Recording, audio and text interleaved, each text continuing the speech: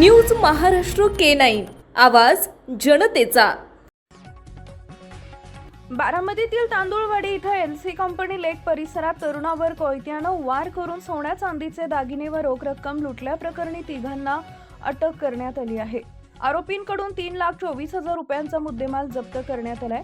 दिनांक 26 फेब्रुवारी रोजी रात्री सुमारे 8:40 सुमारास तांदूळवाडी विमानतळ रोड लगत असलेल्या एलसी कंपनी लेक येथील मोकळ्या जागेत फिर्यादी संतोष रायनवार बदललेलं नाव आहे, मूळ राहणार नागपूर, वय वर्ष 26, हल्ली बारामती, हे त्यांच्या मैत्रिणीसोबत बसले होते। त्यावेळी तोंडाला मास्क व रुमाल बांधलेल्या तिघा इसमांनी त्यांच्या जवळ एक लोखंडी सत्तूर कोयत्याचा धाक दाखवून पैशाची मागणी केली।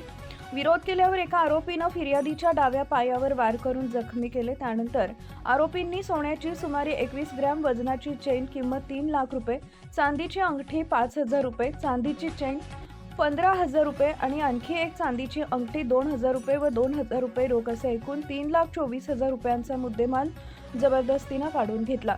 परत इकडं यायचं नाही अशी धमकी देत तिथून पसार झाले। या प्रकरणी बारामती तालुका पोलीस ठाणे इथं BNS कलम 309-635 अन्वये गुन्हा दाखल करण्यात आला आहे।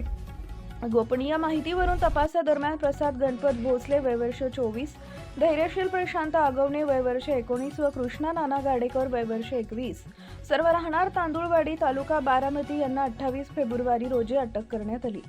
न्यायालयानं त्यांना 4 दिवसांची पोलीस कोठडी सुनावली आहे। पोलीस कोठडीत चौकशी दरम्यान आरोपींकडून सोन्या चांदीचे दागिने व रोख रक्कम असा एकूण 3,24,000 रुपयांचा मुद्देमाल जप्त करण्यात आलाय।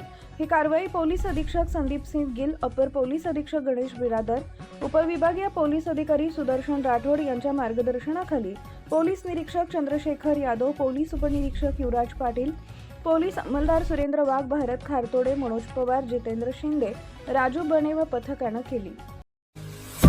महाराष्ट्रातील महत्त्वाच्या आणि ताज्या बातम्या पाहण्यासाठी आमच्या न्यूज महाराष्ट्र K9 चॅनलला YouTube वर सबस्क्राइब करा आणि बेल आयकॉन प्रेस करा।